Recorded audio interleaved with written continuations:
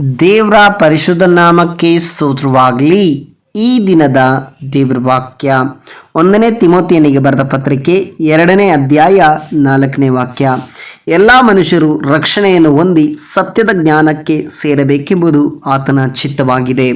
ಹೌದು ಪ್ರಿಯ ದೇವರ ಮಕ್ಕಳೇ, ಇವತ್ತಿನ ದೇವರ ವಾಕ್ಯದಲ್ಲಿ ನಾವು ಗಮನಿಸುತ್ತಿದ್ದೇವೆ. ಇಲ್ಲಿ ದೇವರ ವಾಕ್ಯವು ಸ್ಪಷ್ಟವಾಗಿ ಬರೆಯಲ್ಪಟ್ಟಿದೆ. ಎಲ್ಲ ಮನುಷ್ಯರು ರಕ್ಷಣೆಯನ್ನು ಹೊಂದಿ ಸತ್ಯದ ಜ್ಞಾನಕ್ಕೆ ಸೇರಬೇಕೆಂಬುದು ಆತನ ಚಿತ್ತವಾಗಿದೆ.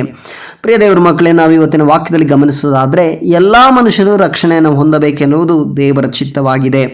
ಅಂದರೆ ದೇವರು ಈ ಲೋಕಕ್ಕೆ ಬಂದದ್ದು ಏನಕ್ಕೋಸ್ಕರ ಎಂಬುದಾಗಿ ಅನೇಕರು ಪ್ರಶ್ನೆ ಮಾಡುತ್ತಾರೆ.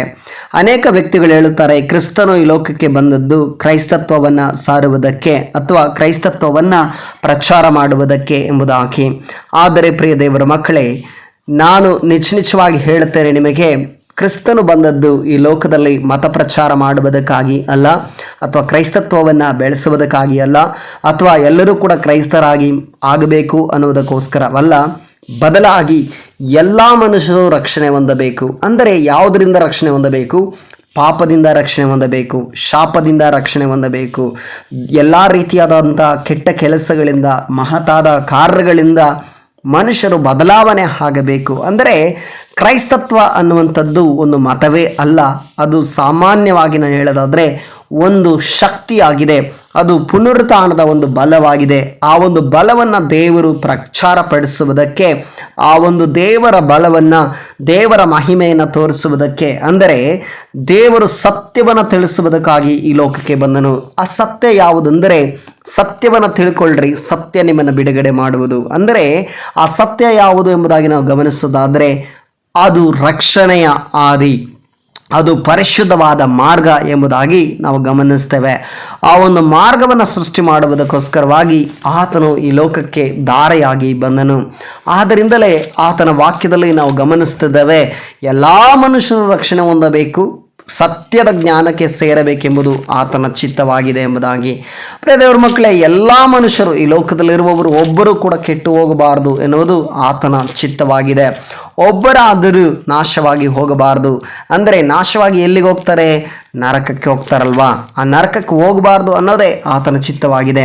ಆದ್ದರಿಂದಲೇ ಯೋಹಾನ ಬರೆದ ಸುವಾರ್ತೆ ಗ್ರಂಥದಲ್ಲಿ 3ನೇ ಅಧ್ಯಾಯದಲ್ಲಿ 16ನೇ ವಾಕ್ಯದಲ್ಲಿ ನಾವು ಗಮನಿಸೋದಾದರೆ, ದೇವರು ಲೋಕದ ಮೇಲೆ ಎಷ್ಟೋ ಪ್ರೀತಿಯನ್ನಿಟ್ಟು ತನ್ನ ಒಬ್ಬನೇ ಮಗನನ್ನು ಕೊಚ್ಚನು, ಆತನನ್ನು ನಂಬುವ ಒಬ್ಬನಾದರೂ ನಾಶವಾಗದೆ ಎಲ್ಲರೂ ನಿತ್ಯ ಜೀವವನ್ನು ಪಡೆಯಬೇಕೆಂದು ಆತನನ್ನು ಕೊಟ್ಟನು. ಪ್ರಿಯ ದೇವರ ಮಕ್ಕಳೇ, ಪ್ರತಿಯೊಬ್ಬೊಬ್ಬರು ಕೂಡ ಕೆಟ್ಟು ಹೋಗಬಾರದು. ಈ ಲೋಕದಲ್ಲಿ ಶ್ರೀಮಂತರಾಗಬಹುದು, ಬಡವರಾಗಬಹುದು, ಅವರು ಯಾವುದೇ ಜಾತಿ, ಕುಲ, ಗೋತ್ರ, ಮತಗಳಾಗಿರ್ಬೋದು, ಅವರು ಯಾರು ಕೂಡ ಸತ್ತು ಹೋಗಬಾರದು. ಅಂದರೆ ಕೆಟ್ಟು ಹೋಗಬಾರದು, ನಾಶವಾಗಿ ಹೋಗಬಾರದು. ಅವರೆಲ್ಲರೂ ಕೂಡ ಪರಲೋಕ ರಾಜ್ಯಕ್ಕೆ ಹೋಗಬೇಕು.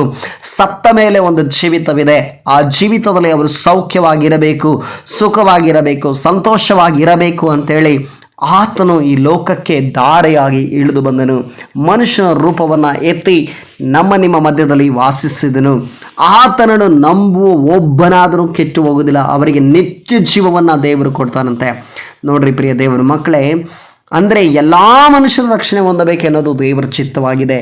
ನಾನು ನೀನು ಏನು ಮಾಡ್ತಾ ಇದ್ದೇವೆ ಅಂದರೆ ರಕ್ಷಣೆ ಹೊಂದಿದ್ದೇವೆ. ಇವತ್ತು ದೇವರನ್ನು ತಿಳ್ಕೊಂಡಿದ್ದೇವೆ, ದೇವರ ಮಾರ್ಗದಲ್ಲಿ ನಡೀತಿದ್ದೇವೆ, ದೇವರ ವಾಕ್ಯವನ್ನು ಕೇಳಿಸ್ಕೊಳ್ತಿದ್ದೇವೆ, ದೇವರ ವಾಕ್ಯದ ಪ್ರಕಾರ ನಡೀತಿದ್ದೇವೆ. ಆದರೆ ಅನೇಕರು ಈ ಲೋಕದಲ್ಲಿ ದೇವರನ್ನ ಕುರಿತಾಗಿ ತಿಳಿದಿಲ್ಲ, ಸತ್ಯವನ್ನು ಕುರಿತಾಗಿ ಬೋಧನೆ ಇಲ್ಲ. ಆದ್ದರಿಂದ ಸತ್ಯವನ್ನು ತಿಳಿಸುವ ಒಂದು ಪ್ರಯತ್ನವನ್ನು ನಾವು ಮಾಡೋಣ. ಸತ್ಯದ ಮಾರ್ಗದಲ್ಲಿ ನಾವು ನಡೆಯೋಣ, ಸತ್ಯವನ್ನು ಪ್ರಚಾರ ಮಾಡೋಣ. ಆ ಸತ್ಯ ಯಾವುದೆಂದರೆ ಕ್ರಿಸ್ತನೇ. ಆ ಸತ್ಯವು ದೇವರ ವಾಕ್ಯವೇ. ಆದ್ದರಿಂದ ಪ್ರಿಯರೇ, ಈ ವಾಕ್ಯದೊಟ್ಟಿಗೆ ದೇವರು ನಿಮ್ಮೆಲ್ಲರನ್ನೂ ಕೂಡ ಆಶೀರ್ವಾದ ಮಾಡಲಿ. ಯೇಸುವಿನ ನಾಮದಲ್ಲಿ ಪ್ರಾರ್ಥಿಸೋಣ. ಸರ್ವಶಕ್ತನು ಮಹಾಪರಿಶುದ್ಧನು ಆದ ತಂದೆಯಾದ ದೇವರೇ, ಇವತ್ತಿನ ದಿನಕ್ಕಾಗಿ ಸ್ತೋತ್ರಪ್ಪ. ಈ ದಿನದಲ್ಲಿ ಸ್ವಾಮಿ ನಿನ್ನ ವಾಕ್ಯದಲ್ಲಿ ಬರೆದಿರುವ ಪ್ರಕಾರ ದೇವರೇ, ಎಲ್ಲ ಮನುಷ್ಯರು ರಕ್ಷಣೆಯ ಹೊಂದಿ ಜ್ಞಾನಕ್ಕೆ, ಸತ್ಯ ಜ್ಞಾನಕ್ಕೆ ಸೇರಬೇಕೆಂಬುದು ನಿನ್ನ ಚಿತ್ತವಾಗಿದೆ ಎಂಬುದಾಗಿ ಸ್ವಾಮಿ ವಾಕ್ಯದ ಮುಖಾಂತರ ನಮ್ಮನ್ನು ಸಂಧಿಸಿದ್ದಕ್ಕಾಗಿ, ನಮ್ಮೊಟ್ಟಿಗೆ ಮಾತನಾಡಿದ್ದಕ್ಕಾಗಿ ನಿನಗೆ ಸ್ತೋತ್ರ ಮಹಿಮೆಯನ್ನು ಸಲ್ಲಿಸ್ತೇವೆ. ಈ ವಾಕ್ಯ ಕೇಳುತ್ತಿರುವಂಥ ಪ್ರತಿ ಒಬ್ಬೊಬ್ಬರನ್ನ ಆಶೀರ್ವಾದ ಮಾಡಿರಿ. ಈ ವಾಕ್ಯವನ್ನು ನೋಡುತ್ತಿರುವಂಥ ಸ್ವಾಮಿ ಪ್ರತಿ ಒಬ್ಬೊಬ್ಬರ ಜೀವಿತವನ್ನು ಆಶೀರ್ವಾದ ಮಾಡಿರಿ. ಪ್ರತಿ ಒಬ್ಬೊಬ್ಬರ ಕುಟುಂಬದಲ್ಲಿ ಯಾರೆಲ್ಲ ರಕ್ಷಣೆ ಹೊಂದಿಲ್ವ ಸ್ವಾಮಿ, ಅವರ ಜೀವಿತದಲ್ಲಿ, ಅವರ ಕುಟುಂಬದಲ್ಲಿ, ಅವರ ಮನುಷ್ಯರಲ್ಲಿ ದೇವರೇ, ಈ ವಾಕ್ಯದ ಮುಖಾಂತರ ಪ್ರತಿಯೊಬ್ಬರು ರಕ್ಷಣೆಗೆ ಬರಲಿ ಸ್ವಾಮಿ. ದೇವರ ಆತ್ಮನೇ, ಈ ವಾಕ್ಯವನ್ನು ಸ್ವಾಮಿ ಕೇಳುವಾಗ ಪ್ರತಿ ಪ್ರತಿಯೊಬ್ಬರ ಜೀವಿತದಲ್ಲೊಂದು ಮಾನಸಾಂತರ ಉಂಟಾಗಲೆಂಬುದಾಗಿ ನಾ ಪ್ರಾರ್ಥಿಸ್ತೇನೆ. ಹೌದು ಸ್ವಾಮಿ, ಎಲ್ಲ ಮನುಷ್ಯರು ರಕ್ಷಣೆಗೆ ಬರಬೇಕೆನ್ನುವುದು ನಿನ್ನ ಚಿತ್ತವಾಗಿದೆ ಸ್ವಾಮಿ. ಈ ವಾಕ್ಯದ ಮುಖಾಂತರ ನಮ್ಮೊಟ್ಟಿಗೆ ಸ್ವಾಮಿ ಒಂದು ಒಳ್ಳೆ ರೀತಿಯಲ್ಲಿ ಮಾತನಾಡಿದ ಕೃಪೆಗಾಗಿ ನನಗೆ ಸ್ತೋತ್ರ ಸಲ್ಲಿಸುತ್ತಾ ಯೇಸು ಕ್ರಿಸ್ತನ ನಾಮದಲ್ಲಿ ಪ್ರಾರ್ಥಿಸ್ತೇವೆ ತಂದೆಯ ದೇವರೇ.